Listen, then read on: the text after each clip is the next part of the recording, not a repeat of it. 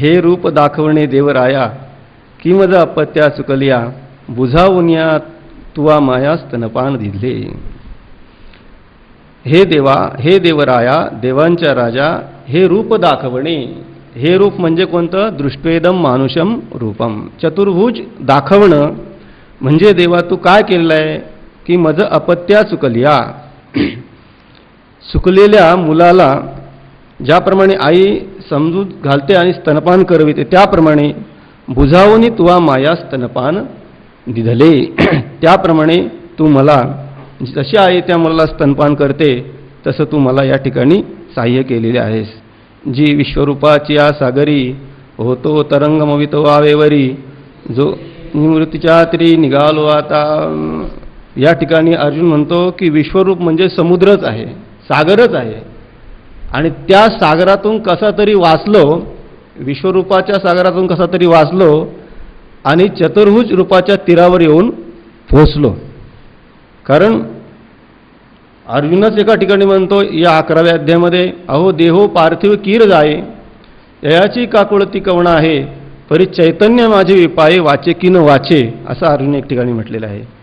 देह तर पार्थिव आहे, तो जाणारच आहे मला माहीत आहे, असं अर्जुन म्हणतो. देहो पार्थिव कीर होय, देहाची काकुळती कवण आहे. देहाविषयी मला काय वाटत नाही, पण मला अशी भीती वाटते चैतन्य माझे विपाय की वाचे न वाचे. आता माझं या विश्वरूपामध्ये, कारण सकाळी आपण बघितलं भीष्माचार्य, द्रोणाचार्य, कर्ण वगैरे सगळं चाललेलं आहे, सगळं बघितलं. त्यांच्यावर आलेले, त्यांना मदत करणारा आलेले योद्धे सगळे त्या विश्वरूपाच्या मुखामध्ये जात होते. पण त्यावेळेला भगवंतांनी सांगितलं होतं त्यांना, तुम्ही पांडव असा बाहेर आहे, 5 जणांना तुम्हाला मात्र सोडलेलं आहे.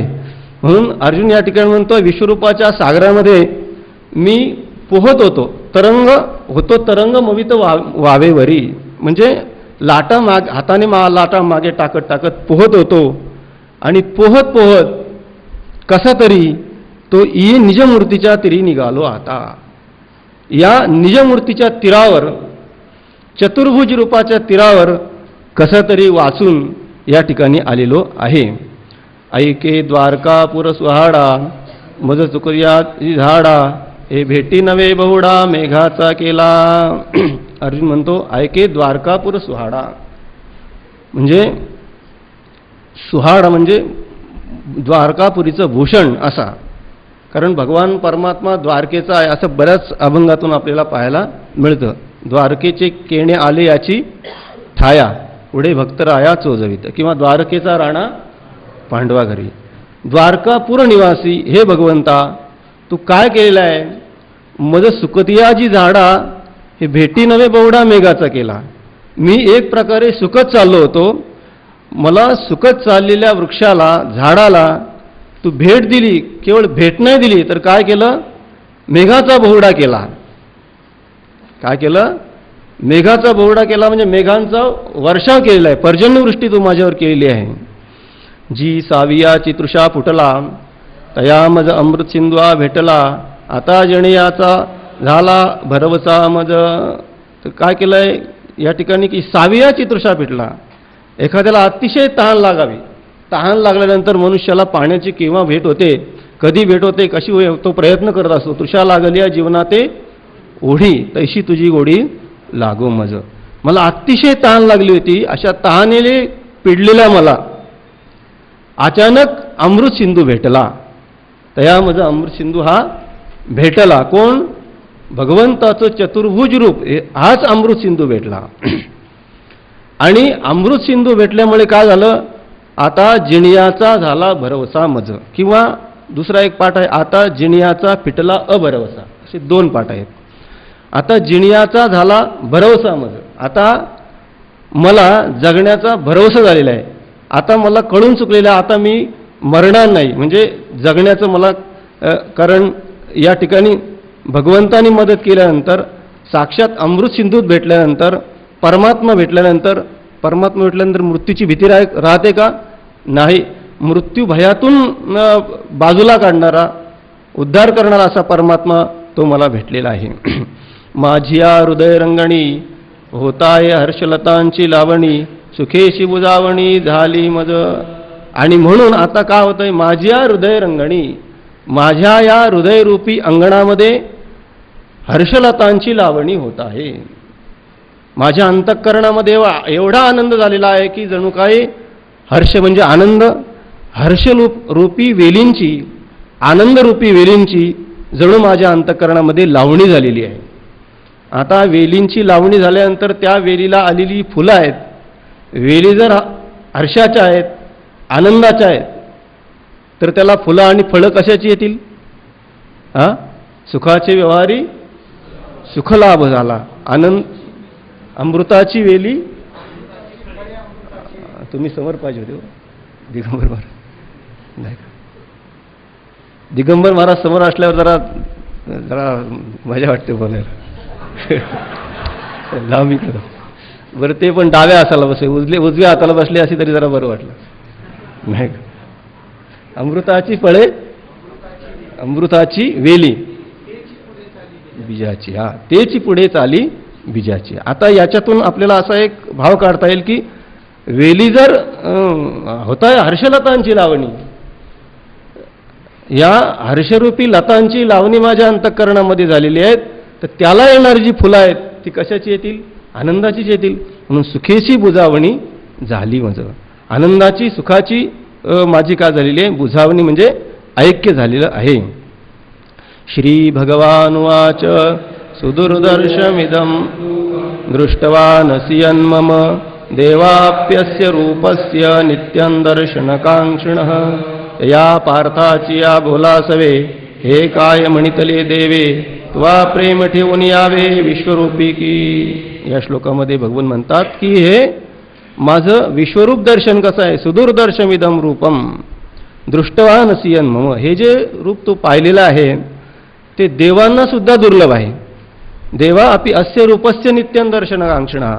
देव सुद्धा ज्या रूपाची नित्य दर्शन होण्याची इच्छा करतात असं रूप तू पाहिलेलं आहे. या पार्थाची या बोलासवी. आणि मग वर जे अर्जुनाचं जे बोलणं झालेलं आहे त्या बोलण्याबरोबर हे काय म्हणतेले देवे, देव म्हणाले काय म्हणतेले देवे. देव काय म्हणतात?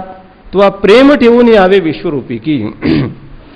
वास्तविक तू विश्वरूपावर प्रेम ठेवायला पाहिजे होतं, पण विश्वरूप पाहिल्यानंतर तू म्हणतो हे मला आवडत नाही. ना तरी कन्या पाहून या म्हणजे मना नाही. आता दृष्टांत झाले त्याप्रमाणे.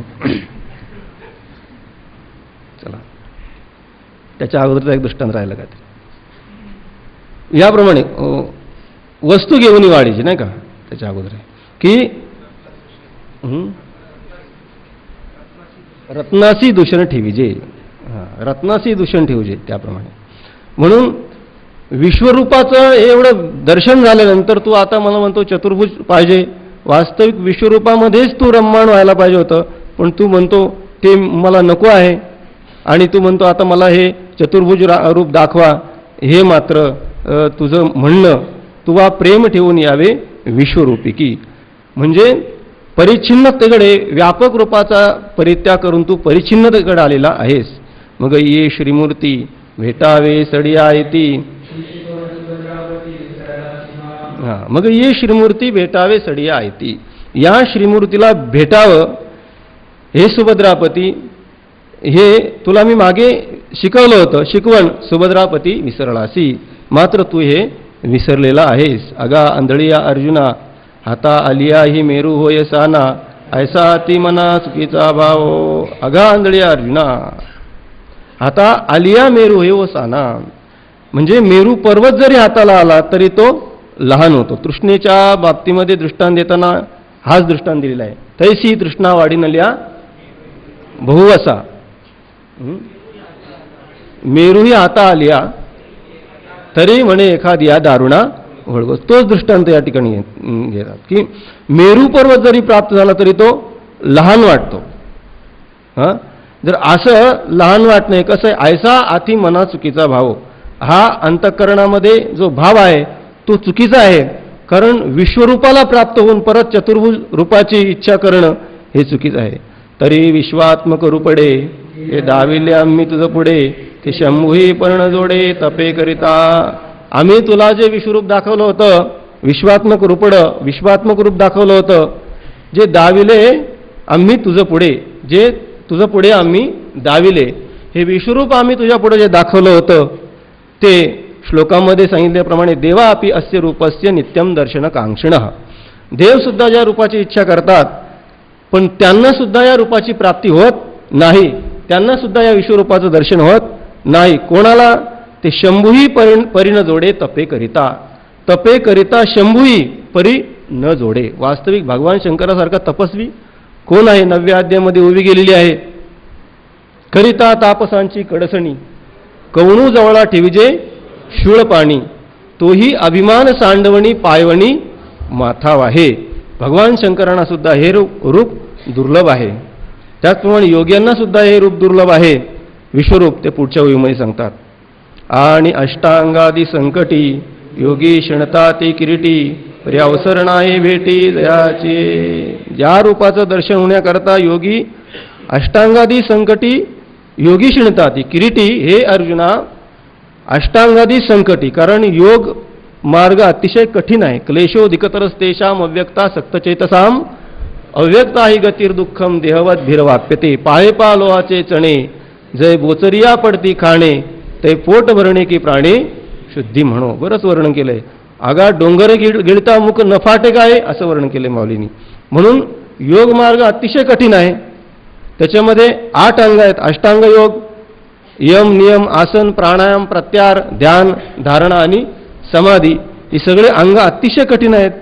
योगी क्षणता ती किरीटी, आणि त्या समाधीला जाईपर्यंत, समाधी अवस्थेमध्ये जाईपर्यंत, समाधी कशाला म्हणतात? ध्यातृध्यानी परित्यज्य क्रमात ध्येयिक गोचरम निवात दीपो चित्तम समाधी अभिधीयते.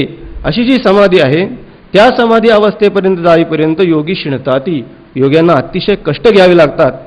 परी अवसर नाही भेटी जयाची. त्या योग्यांनी एवढे कष्ट सहन केले तरी सुद्धा त्यांना अवसर नाही भेटी जयाची. जयाची भेटी अवसर नाही. त्यांच्या आयुष्यात त्या परमात्म्याची त्यांना भेट होत नाही. योगियांचे ध्यानी ध्याताना तुळसी, त्यांना भेट होत नाही. ते विश्वरूप एखादे वेळ कैसे देखो अळुमाळ, ऐसे स्मरता काळ जात असे देवा. आता देवांचं वर्णन करतात. ते विश्वरूप एखादे वेळ कैसेने देखो अळुमाळ, म्हणजे अळुमाळ म्हणजे थोडा वेळ का होईना ते विश्वरूप आम्हाला पाहायला मिळावं, पण तरी सुद्धा त्यांना ते पाहायला मिळत नाही. काही काही लोक या अष्टादशाचं श्रवण करून म्हणतात की आम्हाला थोडा वेळ का होईना मिळालं पाहिजे. आणि काही काही असे आहेत की ज्यांचा थोडा वेळ सुद्धा फुकट जात नाही. अष्टादशा सोडून थोडा वेळ सुद्धा फुकट जात नाही. असे काय काय असतील याच्यामध्ये साधक की ज्यांनी अष्टादशाचा एकही पाठ सोडलेला नाही, एकही सत्र सोडलेलं नाही. आमच्यासारखे आळशी माणसं कधी कधी करतात गडबड, पण शक्यतो प्रयत्न करतो येण्याचा. मगाशी आमच्या धर्मशाळेमध्ये काही लोक आले, त्यांनी मला विचारलं काय चाललंय तिकडे. त्यांना सांगितलं, ते म्हणले आम्हाला काय एवढा वेळ नाही, आता पुढच्या वर्षी बघू. म्हटलं आता पुढच्या वर्षी ज्ञानेश्वरी होईल हे काय सांगता येत नाही, म्हणजे ज्ञानेश्वरीचं चिंतन होईल असं काय सांगता येत नाही. देव म्हणतात कैसीने देखो अळूमाळू, थोडा वेळ का होईना या विश्वरूपाचं आम्हाला दर्शन व्हावं.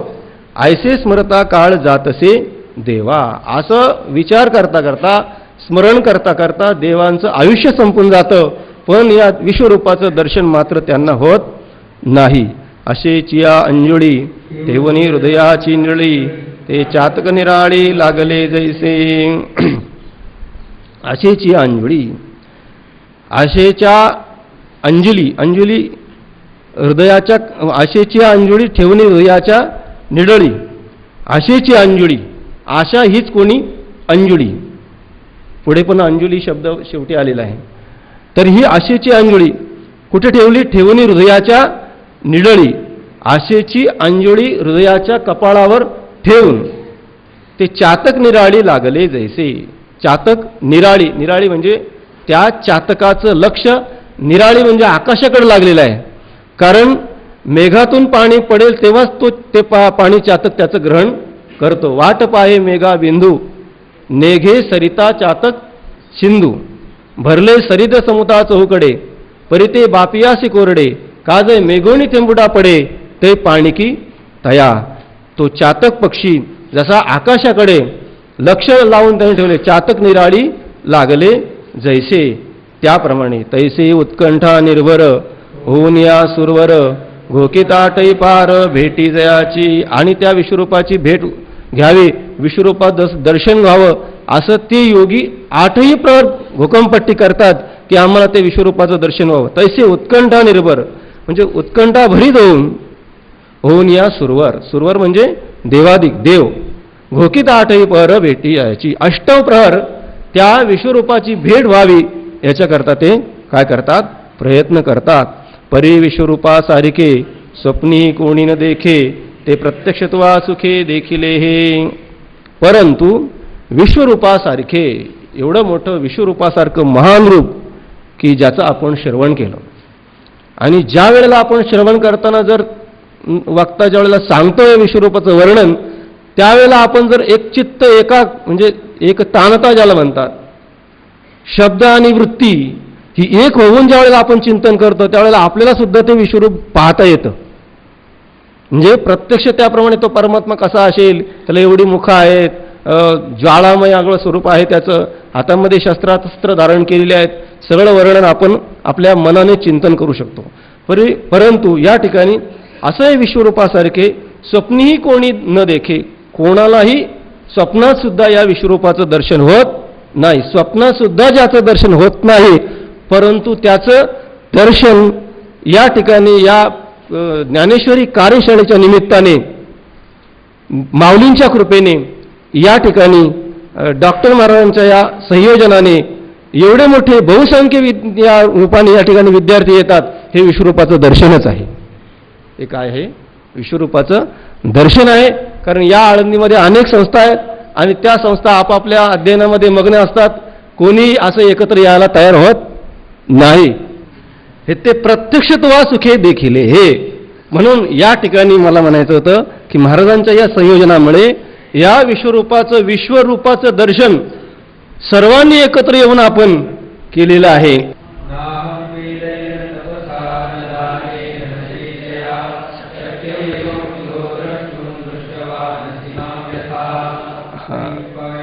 वाटा नवाती येत सुभाटा. या ठिकाणी भगवंत अर्जुनाला म्हणतात की ज्या प्रकाराने तुम्हाला पाहिलं तशा प्रकारचा नाहम वेदैर न तपसा न दानेन न चेज्जया. वेदही न तपसा न दानेन न च इज्जया न. या कोणत्याही साधनाने मला पाहणं शक्य नाही. पै उपायासी वाटा न वाहती येत सुभटा साही सहित ओटा वाहिला वेदी. पै उपायासी वाटा न वाहती येत सुभटा. सुभटा शब्दाचा अर्थ त्या दिवशी आपण ऐकला, चांगल्या प्रकारचा योद्धा त्याला म्हणतात सुभटा. उपायासी वाटा येत न वाहती, अनेक उपायांच्या वाटा म्हणजे या विश्वरूपाची प्राप्ती होण्याकरता, या विश्वरूपाचं दर्शन होण्याकरता कितीही प्रयत्न केला, अनेक साधनांनी प्रयत्न केला, परंतु प्राप्तीचा उपाय मात्र सापडत नाही. साही सहित ओटा वाहिला वेदी. साही सहित म्हणजे 6 शास्त्रासह वेदाने सुद्धा या ठिकाणी काय केलेलं आहे की या विश्वरूपाचं दर्शन घ्यायचं सोडून त्या ठिकाणी जो सगुण मूर्तीचा उताराकडचा मार्ग आहे तो धरलेला आहे. मज विश्वरूपाची या मोहरा चालावया धनुधरा तपांची या सर्व भारा नवेची लाग.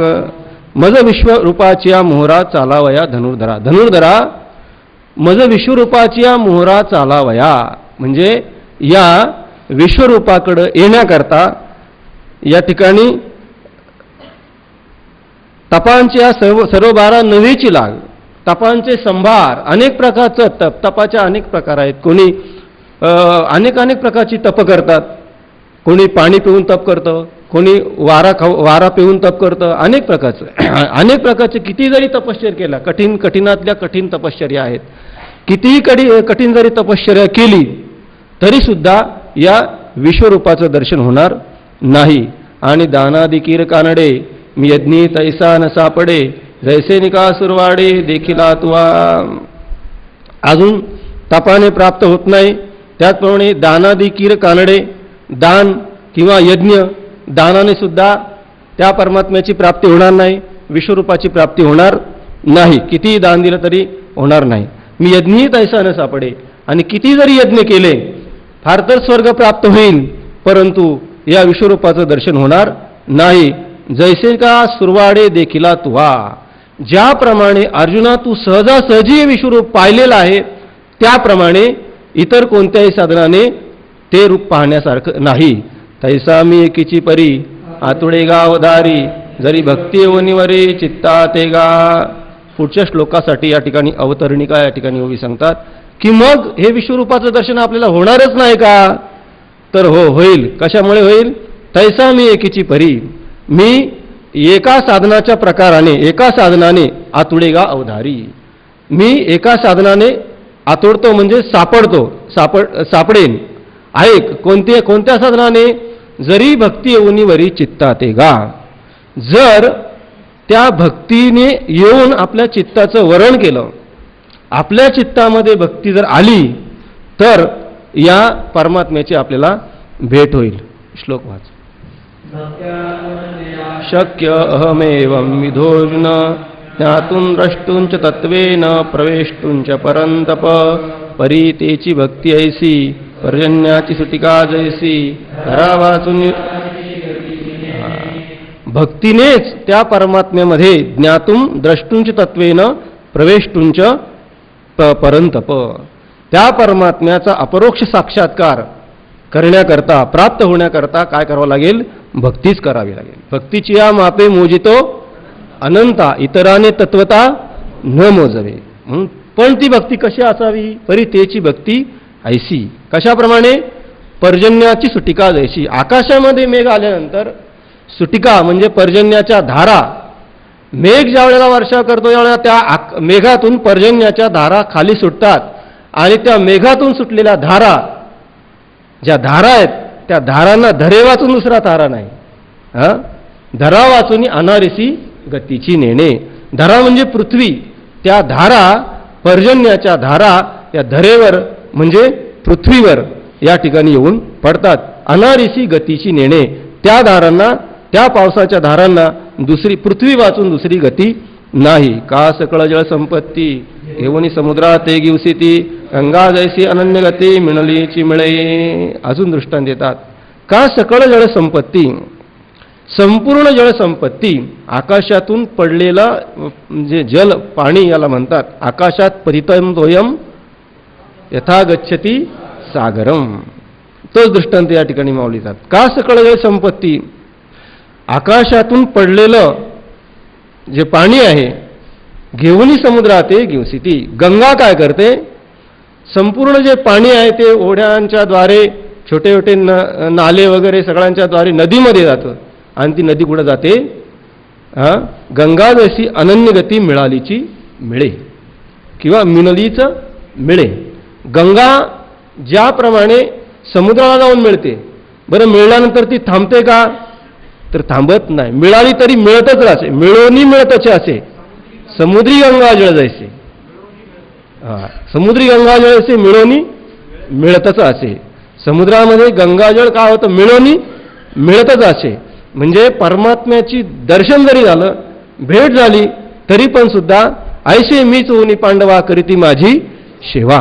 किंवा त्या दिवशी आपले संदीप महाराजांनी श्लोक सांगितला की भक्त्यर्थम कल्पेतम द्वैतम अद्वैता दपि सुंदरम.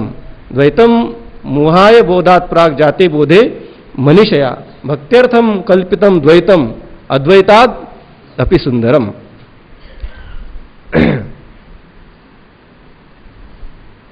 गंगा जशी अनन्य गती मिळालीची मिळे, किंवा मिनलीच मिळे, त्याप्रमाणे तैसे सर्व भाव संभारे न धरत प्रेम एकसरे, मज माझ संचरे मीच येऊन. तैसे सर्व भाव संभारे, तैसे कैसे वरच्या दिलेल्या दृष्टांताप्रमाणे सर्व भाव संभारे. सर्व भाव म्हणजे कायिक भाव, वाचिक भाव आणि मानसिक भाव. कायेने, वाचेने आणि मनाने. न धरत प्रेम एकसरे, म्हणून सगळ्या इंद्रियांच्या वृत्ती त्या परमात्म्याला विषय, त्यांनी इंद्रियांच्या सर्व वृत्तीने एक विषय तो सगळ्यांचा हरी, त्यांच्या आवडीने आवडी इतरी. सर्व इंद्रियांच्या वृत्तीचा विषय परमात्मा झाला पाहिजे. न दरद प्रेम एक सरे मज माझी संचरे मीची होणी मज माझी संचरे. ओवी सांगितली मी, ऐसे मीच होणी पांडवा करती माझी सेवा. मीची होणी मज माझी संचरे. जशी गंगा समुद्राला मिळाल्यानंतर मिळतच असते, त्याप्रमाणे मीच होऊन म्हणजे माझ्या स्वरूपाला प्राप्त होऊन परत मज माझी संचरे. आणि तेवीची मी ऐसा थडी आणि माझारी जैसा क्षीराब्दिका जैसा क्षीराचाची. त्याप्रमाणे तेवीची मी ऐसा, त्याप्रमाणे मी असा आहे. कसाप्रमाणे? थडी माझारी ऐसा क्षीराब्दिका जैसा. क्षीरसमुद्र आहे. क्षीरसमुद्र जो आहे थडी माझारी. क्षीरसमुद्राच्या जर त्या तीरावर आपण गेलो आणि तीरावर गेल्यानंतर त्या ठिकाणी गेलो तर तीरावर काय, तीराच्या काठावर म्हणजे काठावर गेल्यानंतर जवळ काय असेल तर क्षीरच असेल म्हणजे दूधच. क्षीरसमुद्राच्या काठावर दूधच आहे. मध्यभागी गेलो तरी दूधच आणि पलीकडच्या काठावर गेलो तरी, आता समुद्राच्या पलीकडच्या काठावर जाणं शक्यच नाही आपल्याला. पण समजा आपण प्रयत्न केला, संपूर्ण क्षीरसमुद्र ढवळला तरी त्याच्यामध्ये काय मिळेल आपल्याला पाहायला? कारण त्याचं नावच आहे क्षीरसमुद्र. क्षीराब्दिका जैसा क्षीराचाची. तैसे मज लागून मुंगीवरी किंबहुना चराचरी भजनासिका दुसरी परीची नाही. त्याप्रमाणे तैसे मज लागुनी मुंगीवरी, या चतुर्भुज रूपापासून तर मुंगीपर्यंत मज लागुनी मुंगीवरी किंबहुना चराचरी. फार काय सवय संपूर्ण चराचरामध्ये, चर पदार्थामध्ये आणि अचर पदार्थामध्ये सगळीकडं भजनासिका दुसरी परीची नाही. म्हणून जे जे भेटे भूत ते मानिजे भगवंत. ऐसा भक्तियोग जाण निश्चित माझा. म्हणून कुठे आपण नमन भक्तीमध्ये पाहिलं, कुठेही जरी बघितलं, कारण हरीची या दासा हरिदाही दिशा भावे जैसा तैसा तैसे भूताकार एकाचे हे दिठीरी गे जैसाचे ते ब्रह्मसंपत्तीचे तारू लागे. मग दया तयाकडे ब्रह्मीची दिठी उघडे किंबहुना जोडे अपार सुख. जर आपण आपल्या दृष्टीमध्ये ब्रह्मदृष्टी ठेवली, चष्मा आपण जसा लावले तसं आपल्याला दिसतं. जर आपण जगत सत्यत्वाचा चष्मा लावला तर आपल्याला जगत सत्य दिसेल. आणि संपूर्ण जगत जन अवघा हा जनार्दन, जग अवघे देव, असं जर आपण पाहायला लागलो, अशी दृष्टी जर आपली असेल, म्हणून माऊली म्हणतात तसे भूताकार एकाचे हे जै साचे दृष्टीने घे. संपूर्ण प्राणी मात्र हे एकाच परमात्म्याची स्वरूप आहेत, अशी खरी दृष्टी जर आपल्याला प्राप्त झाली तर ब्रह्मसंपत्तीचे तारू लागे. मग दया तयाकडे ब्रह्मीची दिठी उघडे. मग जिकडं पाहिजे तिकडं ब्रह्मीची दिठी उघडे किंबहुना जोडे अपार सुख. तयाची क्षणा सवे एवं मिदमी जाणावे. तयाची क्षणा सवे, अशी भक्ती ज्या वेळेला घडते, एवं विधमी जाणावे, याप्रमाणे वर सांगितलेल्या ओवीच्या सिद्धांताप्रमाणे एवं विध मी जाणावे, मला असं जाणावं म्हणजे व्यापक रूपाने मला जाणावं. आणि असं व्यापक रूपाने मला जर जाणलं, जाणतल्या तरी स्वावे दृष्टही होय. आणि असं व्यापक रूपाने माझं ज्ञान झालं तर त्याला अपरोक्ष साक्षात्कारापर्यंत तो पोचू शकतो. मग इंधनी अग्नी उद्दीपे आणि इंधन हे भाषा अर्पे हे तर अग्नीची उणी अर्पे मूर्त जेवी. मग इंधनी अग्नी उद्दीपे, इंधनी अग्नी उद्दीपे. इंधन म्हणजे लाकडं. जर आपण त्या अग्नीमध्ये लाकडं टाकली तर ते इंधनाचं काय होतं? जळालिया इंधन न होय रंधन जेवी, अशी पण या पद्धतीची एक ओवी आहे की ज्यावेळेला इंधन जळून जातं त्याच्यामुळे अग्नी उद्दीप्त होतो. आणि अग्नी उद्दीप्त झाल्यानंतर ज्या इंधनाच्या द्वारे अग्नी उद्दीप्त झाला ते इंधन हे भाषा अर्पे. मग ते इंधन आपल्याला वेगळं काढता येईल का? का खैरचंदन काष्टे हे विवंचना तवची घटे जवन गापती एकवटे अग्निवाजी. जोपर्यंत इंधन त्या अग्नीमध्ये गेलं नाही तोपर्यंत ते जे इंधन आहे ते कोणत्या प्रकारचं आहे, कोणत्या वृक्षाचं आहे आपल्याला बोलता येतं. पण ज्या वेळेला अग्निरूप झाल्यानंतर इंधन ह्या भाष अर्पे, त्या ठिकाणी त्या इंधन ही भाषा काय होते? संपून जाते. ती अग्नीची होणे आरोपे मूर्त जेवी. मग काय होतं? ते इंधन अग्नीची होणी आरोप आहे. मूर्त जेवी, मूर्त म्हणजे साक्षात ते इंधन नाही राहिलं, आता काय झालं ते आता अग्नी झाला तो. का उदय न की जे तेजाकारे ते गगनची होणे असे अंधारे मग उदयले एकसरे प्रकाशोय. का उदय न की जे तेजाकारे, का तेजाकारे उदय न की जे, तेजाकार म्हणजे सूर्य, तेजाचा आकार म्हणजे सूर्य जोपर्यंत उदयाला आला नाही तोपर्यंत तव गगनची होणी असे अंधारे, तोपर्यंत अंधार आकाशच होऊन असतं. अंधार काय आहे, आकाशामध्ये मिसळलं असं आपल्याला वाटतं, पण कुठपर्यंत, जोपर्यंत सूर्य उदयाला येत नाही तोपर्यंत. पण ज्या वेळेला सूर्य उदयाला येतो तेव्हा मग उदयल्या एक सरे प्रकाश होय. मग सूर्य ज्या वेळेला उदयाला येतो त्यावेळेला तो अंधारच प्रकाश होतो. का होतो तो अंधार, कुठे निघून जातो याचा आपल्याला पत्ता लागत नाही, कारण सूर्याचा महिमाच आहे. पूर्व दिशेच्या रावळी उदया येताची सूर्य दिवाळी की तियेची काळी काळीमा नाही. पूर्व दिशेच्या रावळामध्ये सूर्याने प्रवेश केल्यानंतर त्याच काळामध्ये येरी दिशा तियेची काळीमा नाही. बाकीच्या ज्या दिशा आहेत पश्चिम, उत्तर आणि दक्षिण या दिशांना सुद्धा अंधार राहत नाही. तैसिये माझे साक्षात्कारी सरे अहंकाराची वारी अहंकारलोपी अवधारे द्वैत जाय. या ठिकाणी आता ही सिद्धांताची होय. या सर्व दृष्टांताप्रमाणे माझी साक्षात्कारी, ज्या वेळेला परमात्म्याचा साक्षात्कार होतो, भगवान म्हणतायत ज्या वेळेला माझा साक्षात्कार होतो त्यावेळेला, आता साक्षात्कार म्हणजे काय, साक्षात्कार म्हणजे अहम ब्रह्मेति चेद्वेद साक्षात्कार स उच्यते. अस्ति ब्रह्मेति चेद्वेद परोक्ष ज्ञानमेव तत्. अहम ब्रह्मेति चेद्वेद साक्षात्कार स उच्यते. अस्ति ब्रह्मेति चेद्वेद, ब्रह्म आहे, ब्रह्म आहे असं म्हणणं हे कोणतं ज्ञान आहे, परोक्ष ज्ञान आहे. अस्ति ब्रह्मेति चेद्वेद तत् परोक्ष ज्ञानम एव, ते कोणतं ज्ञान आहे, परोक्ष ज्ञान. अस्ति ब्रह्मेति चेद्वेद परोक्ष ज्ञानमेव तत्.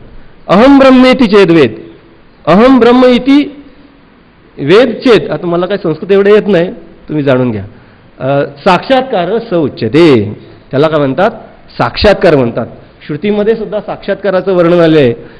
यत साक्षात अपरोक्षात ब्रह्म य आत्मा सर्वांतरः, असं एक बृहदारण्यक उपनिषदामध्ये आलेलं आहे. जे साक्षात अपरोक्ष रूप म्हणजे स्वयंप्रकाश ब्रह्म आहे, तोच सर्वांतर्यामी आत्मा आहे. आणि त्या सर्वांतर्यामी स्वयंप्रकाश आत्म्याला आत्मत्वानं जाणणं म्हणजेच तत्स्वरूप होणं, याला म्हणतात साक्षात्कार. आता हा साक्षात्कार सर्वांना होत नाही, कारण साक्षात्कार होण्याकरता तशी साधना करावी लागते, तसा आपला अधिकार संपन्नता प्राप्त करून घ्यावी लागते, तेव्हा साक्षात्कार होतो. साक्षात्कार कोणालाही होत नाही, सहजासहजी होत नाही. साक्षात्कार होणं अवघड नाही, पण लवकर त्याची तशी म्हणजे अवस्था, अधिकार प्राप्ती झाल्यानंतर त्याला साक्षात्कार होतो. बरं, साक्षात्कार का होत नाही, कारण या जीवाने काय केलेलं आहे, का अहंकार वृत्ती आणि द्वैताभिनिवेश, द्वैत्वाचा अभिनिवेश आणि अहंकार यांच्यामुळे हे सगळे जीव प्राणी मात्र बद्धतेला प्राप्त झालेले आहे. आणि ज्या वेळेला अज्ञानाचं आवरण निवृत्त होतं, ज्या वेळेला श्रीगुरूंच्या तत्वमसी महावाक्याच्या उपदेशाने, कारण महावाक्य जरी सामान्य लहान असलं तरी ते सामान्य नाही, अंगे साने परिणामे थोरू जैसे गुरुमुखीचे अक्षरू. अंगे साने तत्वमसी, किती मोठं वाक्य आहे लहान. सर्वत्र महावाक्य विचारात अपरोक्षधी अवांतरेण वाक्येन परोक्षा ब्रह्मधीर भवेत. सर्वत्र महावाक्य विचारात अपरोक्षधी, अवांतर वाक्याने ब्रह्माचं परोक्ष ज्ञान होतं आणि महावाक्य विचाराने ब्रह्माचं अपरोक्ष ज्ञान होतं. म्हणून या ठिकाणी म्हणतात हा जीव अहंकार आणि द्वैताभिनिवेश, द्वैताचा अभिनिवेश धारण केल्यामुळे तो बद्धतेला प्राप्त झालेला आहे. अज्ञानकृत आवरण व अहंकार आणि द्वैत प्रतिबंधामुळे आपल्या अपरोक्ष रूप ब्रह्माचा साक्षात्कार आपल्याला होत नाही. कशामुळे, अज्ञानकृत आवरण, अहंकार आणि द्वैत प्रतिबंध. हे चिंतन सगळं गुरुवारी साखरे महाराजांच्या ज्ञानेश्वरीमध्ये 15व्या अध्यायाच्या रहस्यामध्ये शेवटी त्यांनी जे दिलेलं आहे त्याच्यामध्ये विस्तृत प्रमाणामध्ये दिलेलं आहे. थोडक्यात मी त्याचं चिंतन केलं होतं. तर त्याला साक्षात्कार होत नाही.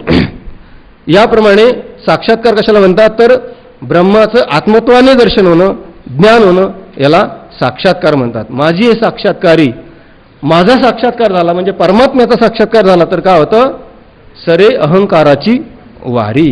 कारण हा देहांकार फार विचित्र आहे. देहात्मबुद्धिजम पापम न तद गोवध कोटिभी, देहात्मबुद्धिजम पापम न भूतो न भविष्यती, असं पंचकरणामध्ये म्हटलेलं आहे. देहाला मी म्हणणं पाप आहे. ब्रह्महत्या, मी देह म्हणता ब्रह्महत्या, कोटी येऊन या पाठी थापटी दी, देह को मैं मानना सबसे बडा पाप है, असं एका ठिकाणी म्हटलेलं आहे. देहाला मी म्हणणं हे मोठं पाप आहे. देहात्मबुद्धिजम पापम न तद गोवध कोटिभी. मग आत्माहम बुद्धिजम पुण्यम, अहम आत्मा, आत्मबुद्धी ज्याला म्हणतात, आत्मबुद्धी सुखायैव, असं एका ठिकाणी म्हटलेलं आहे. म्हणून असं पुण्यम न भूतो न भविष्यती, म्हणून ज्यावेळेला हा अहंकार जाईल, सरे अहंकाराची वारी, म्हणजे जेव्हा परमात्म्याचा साक्षात्कार होतो त्यावेळेला या अहंकाराची वारी संपून जाते, संपुष्ट होते, नष्ट होते. आणि अहंकार गेल्यानंतर अहंकार लोपी अवधारी द्वैत जाय. कारण हे जे द्वैत आहे, जोपर्यंत आपल्या साक्षात्कार झाला नाही तोपर्यंत आपलं द्वैत हे राहणारच. म्हणून ज्या वेळेला द्वैताची अवज्ञा होईल त्यावेळेला अद्वैतामध्ये आपली बुद्धी स्थिर होईल. द्वैतावज्ञा सुस्थिताचे अद्वैते धी स्थिरा भवेत. हा द्वैतावज्ञा चांगल्या प्रकारे सुस्थित झाल्यानंतर अद्वैते धी स्थिरा भवेत, अद्वैत स्वरूपामध्ये आपली बुद्धी काय होईल, स्थिर होईल. अहंकार लोपी अवधारी द्वैत जाय. आणि असा साक्षात्कार झाल्यानंतर मग मी तो हे आघवे, किंबहुना सामावे समरेस तो. मग याप्रमाणे असा साक्षात्कार झाल्यानंतर मी तो हे आघवे, मी म्हणजे मी भगवान परमात्मा, तो म्हणजे भक्त, आणि हे आघवे म्हणजे संपूर्ण जगत दिसणार. जग अघवे अवघे देव, असं ज्याला म्हटलेलं आहे. मी तो हे आघवे, परमात्मा, भक्त आणि संपूर्ण जगत. एक मीचे अति स्वभावे, स्वभावे एक मीचे अति, स्वभावताच मीच आहे, सर्व मीच आहे. मग सर्वत्र सच्चिदानंदू, मीचे एक स्वतः सिद्धू, आपणे नसी भेदू नेनून या जो जाणे. याप्रमाणे एक मीच मी अति, एक मीच आहे. भगवान म्हणतात मीच या जगामध्ये आहे. आणि याप्रमाणे तो भक्त मद्रूप झाल्यानंतर किंबहुना सामावे समरसे तो, याप्रमाणे तो माझ्या समरसतेला प्राप्त होतो. पुढचा श्लोक. मद्भक्त संगवर्जित निर्वैरस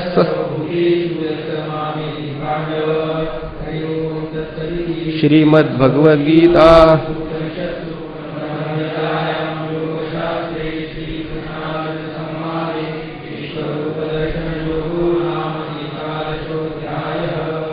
जो मजची एका लागी, कर्मे वाहतसे अंगी, दया मज वाचून जगी गोमटे नाही. या श्लोकामध्ये सांगतात की कोणता भक्त मला प्राप्त होतो, मत कर्मकृत, माझ्याकरता कर्म करणारा. मत परमहा, मत परमहा म्हणजे मलाच प्राप्तव्य मानणारा. संगवर्जित, आणि ज्याने सर्व संग परित्याग केलेला असा. निर्वैर सर्वभूतेषु, आणि सर्व प्राणीमात्रामध्ये वैरभावरहित असलेला. मद्भक्त यह स माम येती, तो माझ्या स्वरूपाला, तो भक्त माझ्या स्वरूपाला प्राप्त होतो, मला प्राप्त होतो.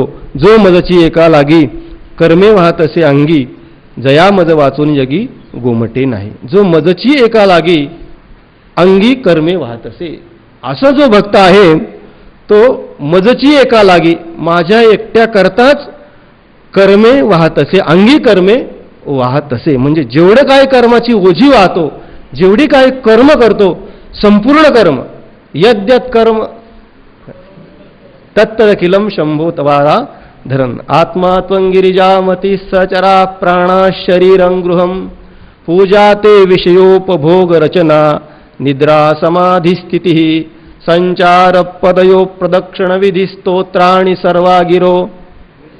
यद्यत् कर्म करोमि तत्तदखिलम शंभो तवाराधनम. यद्यत् कर्म करोमि तत्तत् अखिलम शंभो तव आराधनम. जे जे काय मी कर्म करतो म्हणून या ठिकाणी हा जो भक्त कर्म करतो, कर्म वाहत असे अंगी, म्हणजे जेवढी काही कर्म करतो जया मज वाचून जगी गोमटे नाही. आणि याप्रमाणे मज वाचून, मज परमात्म्या वाचून, परमात्म्याशिवाय जगी गोमटे नाही, त्याला माझ्याशिवाय या जगामध्ये बाकी काहीही चांगलं वाटत नाही. आपल्याला काही चांगलं वाटतंय, त्याच्यामुळे हे चांगलं दिसत नाही. जे चांगलं आहे ते चांगलं वाटत नाही. चांगला कोण एक चांगले नाम गोमटे रूप, असं म्हटलेलं आहे. जास्त पाठ नाही माझं. याप्रमाणे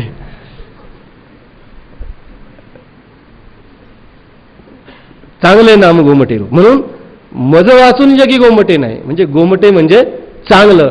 त्या परमात्म्याशिवाय या जगामध्ये त्याला दुसरं काही चांगलं दिसत नाही. किती चांगलं दिसलं असलं तरी तो त्याला चांगलं मानायला तयार नाही. ज्याच्यामध्ये राम नाही, हनुमंत आहे ना, एवढा मोठा नवरत्नांचा हार दिला, पण त्या हाराला सुद्धा ते चांगलं म्हणायला तयार, त्याला हाराला सुद्धा, त्या नवरत्नांच्या हाराला सुद्धा हनुमंतरायापुढे हार मानावी लागली नाही का. गोमटे नाही, कारण त्याच्यामध्ये राम नाही. म्हणून त्याने तो हार मणी फोडून फोडून टाकून दिला. दृष्टादृष्ट सकळ याचे मीची केवळ, जेणे जिनियाचे पळ मदची नाम ठेविले. दृष्टादृष्ट सकळ, संपूर्ण दृष्टादृष्ट म्हणजे इहलोक आणि परलोक. जयाचे मीची केवळ म्हणजे इहलोक किंवा परलोक, किंवा लौकिक किंवा वैदिक, वैदिक किंवा लौकिक, ही सर्व कर्म मीच त्याची झालेली आहे. सर्व धर्मान परित्यज्य मामेकम शरणम व्रज अहम त्वा सर्व पापेभ्यो मोक्ष इष्यामी मा शुच. याप्रमाणे जेणे जिनियाचे फळ मदची नाम ठेविले. जिनियाचे फळ म्हणजे जगण्याचं फळ कशा करता जगतो.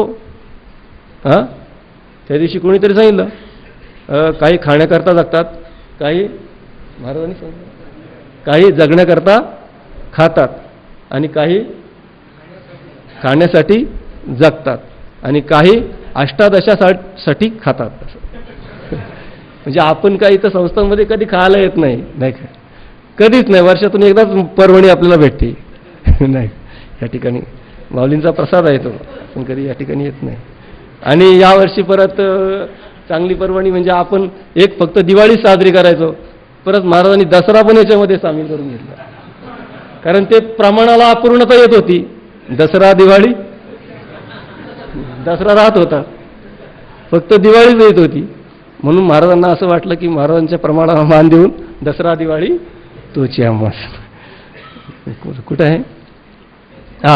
जिनियाचे फळ मदची नाम ठेविले, म्हणजे ज्याचं जगणं कशासाठी आहे, मदची नाम ठेविले, म्हणजे मीच ज्याच्या जगण्याचं फल आहे. आणि मनुष्याच्या जगण्याचं फल जन्मा आलो त्याचे आजी फळ झाले साचे, तुम्ही सांभाळले संती भय निरसिली कंती. याप्रमाणे भरपूर प्रमाण आहेत त्याच्याविषयी की आपण जन्माला आलो त्याचं आज खरं फळ झालेलं आहे. मग भूते हे भाष विसरला, जे दिठी मीचे आहे सुदला, निर्वैर झाला सर्व. मग भूते हे भाष विसरला, हे सगळे प्राणी मात्र, पशु पक्षी देव गंधर्व पितर, हे सगळे जेवढे काय असतील, हे भूते हे भाष विसरला, जे दिठी मीचे आहे सुदला. सर्व प्राणी मात्रांचे आकार आणि त्यांच्याविषयी असलेली भिन्नता हे सगळं तो विसरला, जे दिठी मीचे आहे सुदला. आणि ज्याच्या दिठीमध्ये मीच प्रवेश केला असल्यामुळे मी आता त्याला माझ्या वाचून दुसरं काही दिसत नाही, म्हणून निर्वैर झाला सर्वत्र भजे. आणि मग निर्वैर झाला, आता त्याला कोणाशी तो वैर करत नाही, कारण वैर कोणाबरोबर करणार. सर्व ठिकाणी आपणच जर आहोत, आपणची विश्व झाला, तरी भेदभाव सहजची गेला. किंवा ऐसेनी विवेक उदो चित्ती, तयासी भेदू कैचा ती जगती, देखे आपुली प्रतिती जगतची मुक्त. आपणची विश्व झाला तरी भेदभाव सहजची गेला. भेदभाव कोणत्या प्रकारचा शिल्लक राहिलेला नाही. म्हणून निर्वैर झाला आणि असा निर्वैर होऊन सर्वत्र भजे. आणि मग सर्व प्राणीमात्रामध्ये तो मला पाहून परत काय करतो, माझं काय करतो, भजन करतो. असं आपण ज्याला म्हणतो की शिवभूत्वा शिवम वजे यजेत, याप्रमाणे तो माझं भजन करतो. ऐसा जो भक्त होय त्या चेत्री धातुक जय जाय, ते मीच होऊन ठाये पांडवागा. ऐसा जो भक्त होय.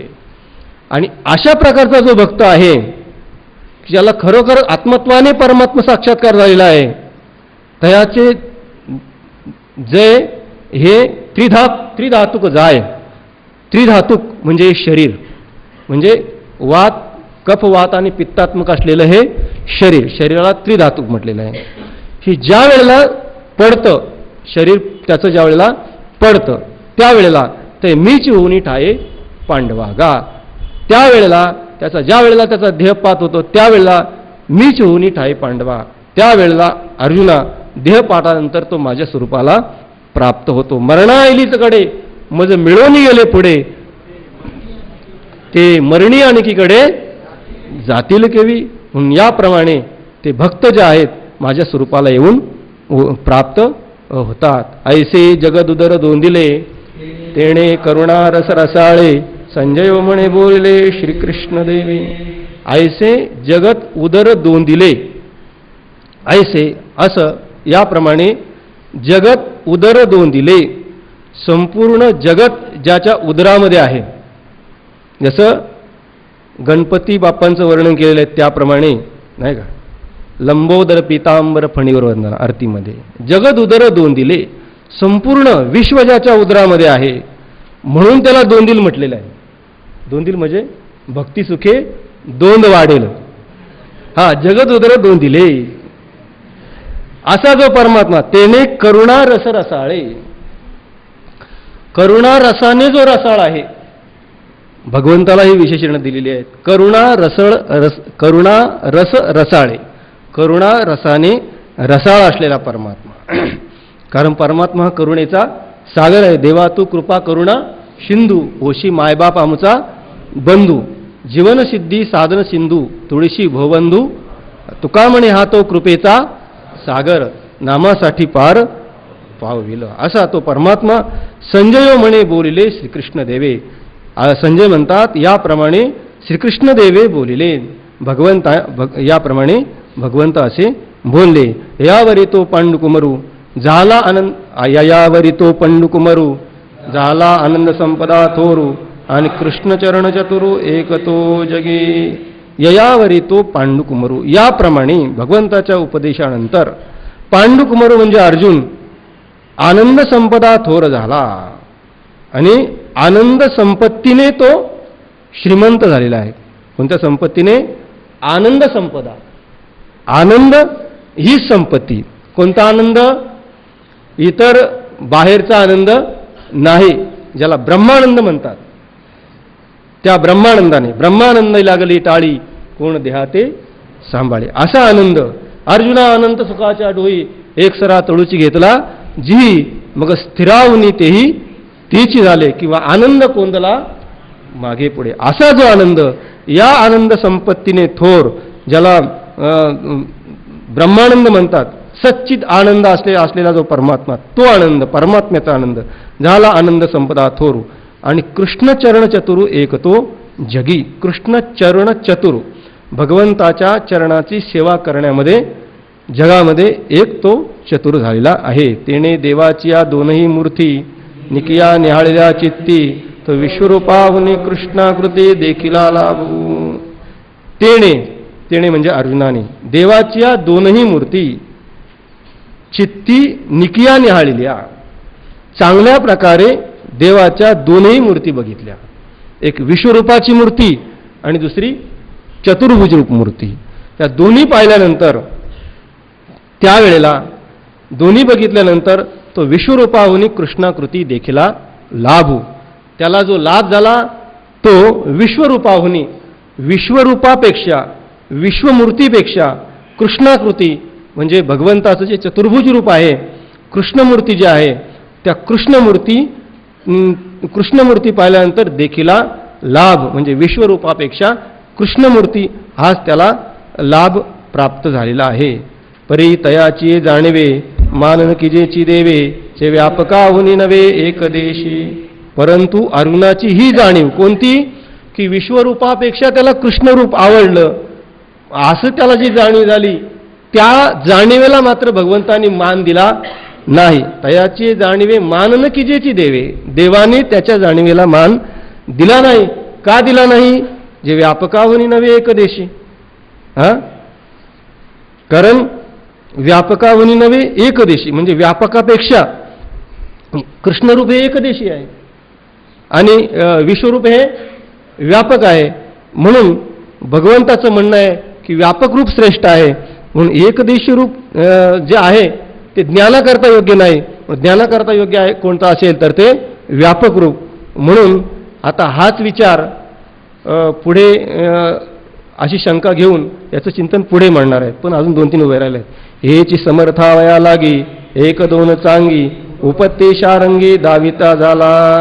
हेची समर्थावया लागी म्हणून अर्जुनाचं जे समर्थन आहे ते करण्याकरता 1-2 चांगी उपत्ती शारंगी दाविता झाला. चांगल्या उपपत्ती म्हणजे उपत्तीचा अर्थ काय?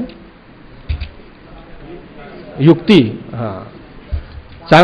चांगली युक्ती चांगल्या 2 युक्ती 1-2 युक्ती भगवंतानी बोलून दाखवल्या. ते ऐकोनी सुभद्राकांत चित्ती आहे. त्या युक्ती ऐकून त्या ऐकोनी सुभद्राकांत चित्ती आहे म्हणत त्यावेळेला त्यांनी चित्ताने विचार केला मनात विचार केला. अर्जुन मनात म्हणतच होता की ही जी 2 रूपं आहेत या 2 रूपापैकी कोणतं रूप चांगलं आहे? होय बरवे दोही हात होय बरवे तरी ते पुढती पुसो. या दोन्ही रूपामध्ये कृष्णरूप आणि विश्वरूप या कृष्णरूप आणि विश्वरूपामध्ये कोणतं रूप चांगलं आहे हे अर्जुन म्हणतो विचारायचं आहे. पण आता विचारून जमणार नाही कारण आता सुट्टीचा पण वेळ होत आलेला आहे आणि अध्याय पण संपत आलेला आहे. म्हणून ते पुढती पुसू. ऐसा आलोच करुणी जीवी आता पुस्ती ओज बरवी आदिलते परिसावे पुढे कथा. ऐसा आलोच करुणी जीवी याप्रमाणे अर्जुनाने विचार केला. आता पुसती ओज बरवी म्हणजे आता विचारण्याची चांगली पद्धत जी आहे त्या पद्धतीचा उपयोग केला जाईल. आदरेल ते परिसावी पुढे कथा. आणि जी कथा आहे कृष्णरूप चांगला आहे की श्रेष्ठ म्हणजे कोणतं रूप चांगलं आहे या 2 रूपापैकी याचा विचार याची कथा पुढच्या अध्यायामध्ये सांगितली जाईल. प्रांजळ ओवी प्रबंधे गोष्टी सांगेल विनोदे तरी ते परिसानंदे ज्ञानदेव म्हणे. आणि हा विचार पुढे प्रांजळ ओवी प्रबंधे म्हणजे प्रांजळ ओवी प्रबंधे म्हणजे ओवीच्या सोप्या छंदाने गोष्टी सांगेल विनोदे.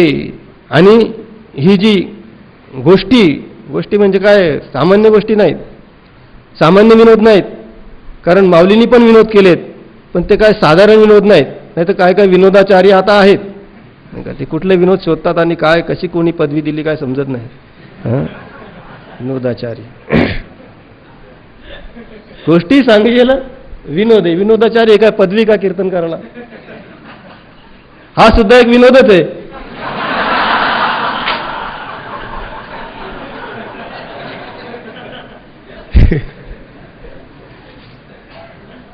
चला मी काय विनोदाचार्य नाही बरं का.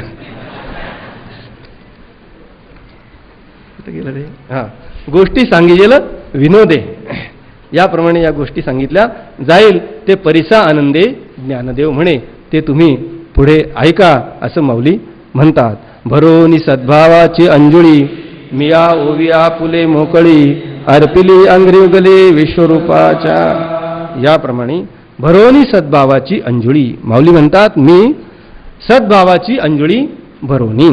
अंतःकरणातला जो सद्भाव आहे सात्विक भाव आहे त्या सात्विक भावाची अंजुळी भरून काय केलं त्या अंजुळीमध्ये सद्भाव हीच कोणी अंजुळी आणि त्या सद्भाव अंजुळीमध्ये मी या माऊली म्हणतात मी ओविया फुले मोकळी ह्या ज्या ओव्या आहेत या अध्यायामध्ये किती ओव्या आहेत 708.